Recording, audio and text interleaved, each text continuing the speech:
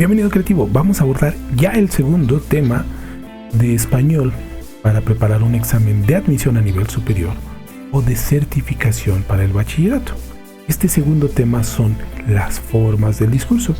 Y así como lo hice en el video previo, te puedo decir que esto seguro lo van a preguntar en el examen. Es que es algo que tú también debes dominar muy bien.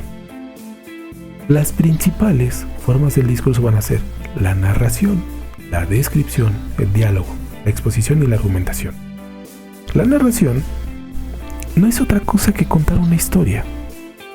La descripción es hacer uso de adjetivos para crear una imagen con palabras de una persona, de un objeto o de un evento.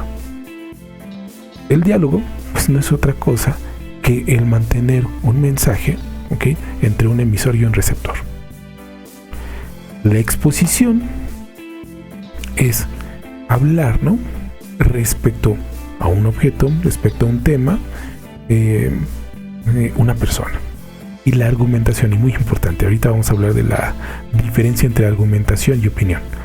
La argumentación es hacer uso de datos para poder defender una idea o una postura, ¿ok?, para poder cimentar una idea. Aquí ya tenemos resumidas las formas del discurso.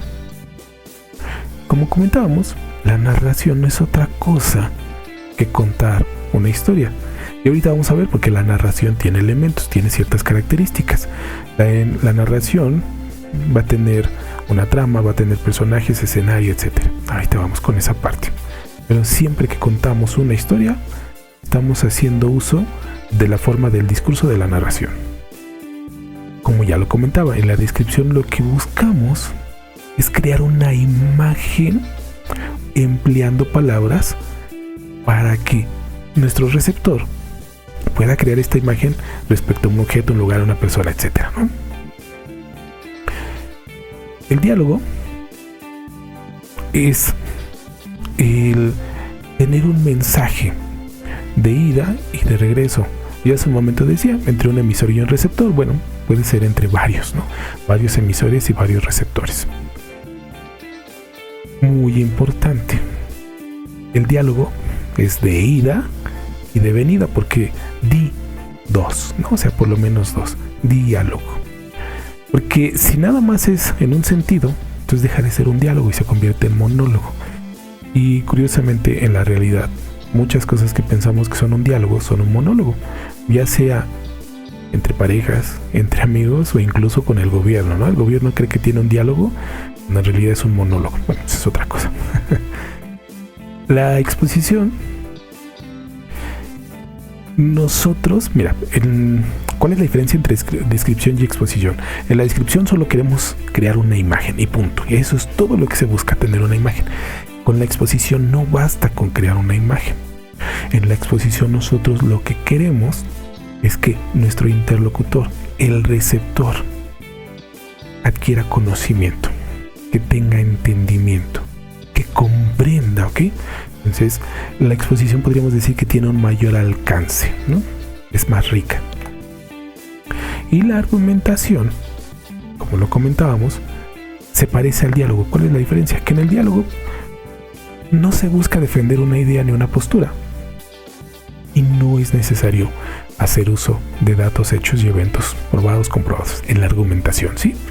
En la argumentación, la finalidad es defender, cimentar una idea y hacerlo a través de datos y hechos, que sea algo objetivo. Ahorita vamos a abordar eso, ¿no? Entonces, esas serían las principales formas del discurso, y de nuevo cuenta que te tienen que quedar claro porque seguro te lo van a preguntar en el examen. Hablemos primero de la narración. La narración no es otra cosa que contar una historia. Entonces aquí dice relatar, ¿no? O sea, relatar es contar una historia. Esta historia bien puede ser una historia real, bien puede ser una historia imaginaria. Los elementos de la narración van a ser, puede estar o no presente, ojo, puede o no estar presente un narrador. Hay distintos tipos de narrador, ahorita no me voy a meter en esos detalles, ¿ok? probablemente cuando abordemos los tipos de texto ya veamos esta parte, ¿no? Hay una trama. Ese es el numen del asunto. La historia tiene una trama. Eso quiere decir que hay un inicio, hay un desarrollo, hay un clímax y hay un desenlace. Esa sería la trama, muy importante. Y esta trama le ocurre a unos personajes. Generalmente, por lo menos debemos de tener un protagonista, es decir, el personaje principal al que le ocurren las cosas. Y en algunos casos este mismo personaje es el narrador, ¿no? O sea, el propio personaje principal cuenta su historia. Podemos tener un personaje que sea un antagonista, es decir, lo contrario de nuestro protagonista. Por eso antagónico, contrario. Antagonista es lo contrario de nuestro personaje principal. Y luego podemos tener personajes incidentales, ¿no? Por ejemplo. Pero estos serían los elementos que sí o sí debe de tener una narración. Mira, aquí ya está un poquito más detallado. El narrador es el que te va contando la historia. El narrador puede estar o no relacionado con la historia. No me meto en más detalles, ya lo vamos a ver después con más calma. La trama narrativa, ya hace un momento que comenté cuáles son los principales elementos. Debe de haber una presentación, lo cual sería un inicio. Después debe haber un desarrollo, eso nos va a llevar a un nudo. Aunque ese nudo es un conflicto, un problema que se tiene que resolver. Cuando se resuelve llegamos al clímax y a partir de ahí ya nos vamos al desenlace de la historia. Y los personajes aquí simplemente nos dicen que son los que llevan a cabo la acción. Y nos dice, podemos tener principales y secundarios. Los principales sería el protagonista, el antagonista, y los secundarios pues, son incidentales, que de repente aparecen y simplemente porque son necesarios o para apoyar la historia. Después de esto, estábamos viendo la descripción. Y la descripción ya vimos que simplemente es crear una imagen, ¿no? de una persona, de un lugar, de un evento. Esa descripción, esa imagen que queremos crear puede ser objetiva o subjetiva. Objetivo quiere decir que no depende de la opinión del sujeto. Y subjetivo quiere decir que depende de la opinión, de los gustos, de las ideas, de la historia del propio sujeto. Para ser objetivo, tenemos que presentar las cosas tal cual son, sin darles juicio de valor, sin presentar opiniones. Muy importante, por eso lo están poniendo aquí. Cuando es subjetivo, somos libres. De hecho, esa es la obligación. Que nosotros cuando somos subjetivos pongamos nuestra opinión, nuestros deseos, nuestras concepciones, nuestro conocimiento, ¿ok? Esta es la cuestión con la descripción, lo cual, pues mira, es muy, muy, muy sencillo. De aquí nos vamos a pasar al diálogo. Di por lo menos dos. Dos que hablan, dos que escuchan. Muy importante. Porque si solo uno habla y el otro escucha, ya no es diálogo, ¿no? O sea, para que sea diálogo, por lo menos dos que hablan y dos que escuchan. El diálogo puede ser espontáneo. Conoces a alguien, te encuentras con alguien por la calle, inicias una conversación y ya. Planificado. Sí, el diálogo puede ser planificado y aquí nos ponen en debates y entrevistas. No solo eso, también el diálogo puede estar presente incluso en obras literarias, ¿no? Diálogos. Esto nos va a llevar a los textos expositivos, que como decíamos, van más allá de una mera descripción, por eso son más especializados. Los textos expositivos aquí nos ponen, nada más rápido te lo menciono, divulgativos. La idea es dar a conocer un tema, ¿no? A la gente en general. Por ejemplo, yo que me encuentro en Pilares, cuando nosotros colocamos nuestros carteles de las actividades que se llevan a cabo en Pilares, de los resultados que hemos obtenido con los talleres, clases, etcétera, eso es un texto expositivo y de divulgación.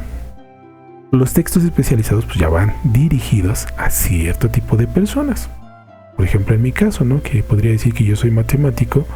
Bueno, hay muchas revistas especializadas en matemática y que van dedicadas a personas que hacen investigación en matemáticas, docentes en matemáticas, etcétera, etcétera. Esos serían los textos especializados. A ver, ya casi acabamos, ¿eh?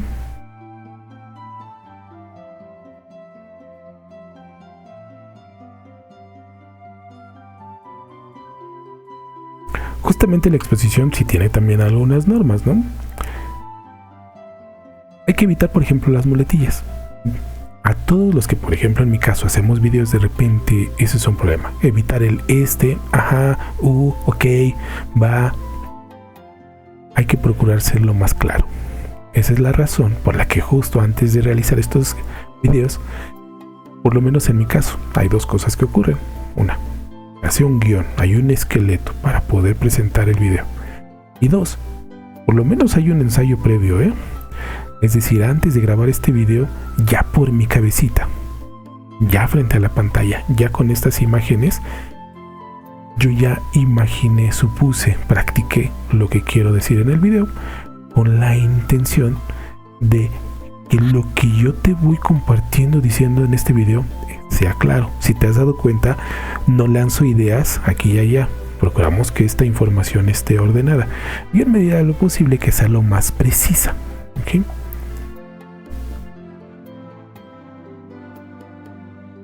Y ya por último, y aquí sí quiero detenerme un poquito para hacer la diferenciación con la opinión, porque esto se confunde mucho. Argumentar es defender una postura, una idea. Pero no es nada más porque sí. Esta postura o esta idea, para poderla defender, se va a hacer tomando hechos, datos, objetivos, es decir, que no dependen de mí, no dependen de mi opinión, no dependen de lo que yo crea, no dependen de lo que a mí me gusta, no dependen de lo que yo he vivido. Así son en la realidad, ¿no? Por ejemplo, yo puedo decir que el vocabulario de la generación de chicos en este momento que tienen entre 9 y 15 años es muy pobre respecto a el vocabulario de las generaciones previas. Si yo simplemente te lo digo así, es una opinión. ¿Cómo te puedo demostrar que eso es cierto? Si yo no lo demuestro, si yo nada más digo, bueno, pues es que aquí, cuando los escucho, cuando los pregunto, o de repente me doy cuenta que hay ciertas palabras que no conocen su significado, etcétera.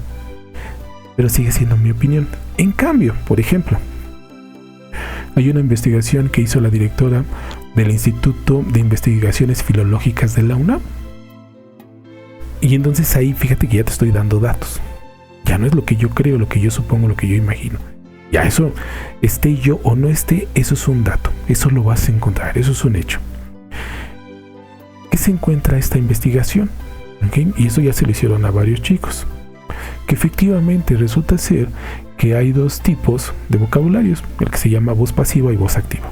Voz activa son las palabras que utilizamos comúnmente en el día. La voz pasiva son palabras que conocemos, pero que no solemos usar comúnmente. Podríamos decir las palabras domingueras, ¿no? Se hace esta investigación con distintas personas de distintos rangos de edad y se encuentra lo siguiente. Que por allá de los años 90, por ejemplo, la voz pasiva mira, no te voy a dar toda la investigación, nada más pongo este ejemplo. La voz pasiva de un estudiante de bachillerato era de aproximadamente de entre 2.500 y 4.000 palabras. Es decir, nada despreciable. ¿Y con qué nos encontramos hoy día? Que la voz pasiva de un estudiante de bachillerato en este momento resulta ser que es entre 500 y 1.500 palabras. Muy poquito. Eso ya es un dato, ¿ok? Ahí estoy argumentando, y te estoy dando argumentos respecto a esta reducción de vocabulario para que se entienda mejor. Cuando yo no utilizo datos, estoy dando una mera opinión, ¿ok? Las opiniones son bienvenidas, se pueden respetar, pero no se pueden validar, y ese es el detalle. Los argumentos se tienen que validar, se tienen que proporcionar fuentes, de dónde tomé la información, quién lo dijo, cuándo lo dijo, por qué lo dijo. Entonces yo ahorita te estoy diciendo quién, te estoy diciendo desde dónde. ¿Sí? Ese es un argumento. Entonces, para que quede muy claro. Yo espero que justo la información de este video te resulte de utilidad. no dejes de seguir los videos de esta serie pues, con la intención de apoyarte para la preparación de tu examen. En la descripción de este video, como siempre, te voy a dejar el enlace a la actividad en línea para que veas que efectivamente has entendido esta exposición, que has entendido el tema de este video. Y de ser así, voy a pedir que visites el canal, de verdad, porque te vas a encontrar muchos videos académicos justo para que te prepares para tu examen, para que repases. Incluso si te logras quedar en la opción que tú quieras, vas a encontrar en este canal videos que te van a ayudar a seguir estudiando. ¿Ok? Entonces justo por eso yo te invito para que visites el canal y lo explores, porque seguro que te vas a encontrar con algo que te va a resultar interesante.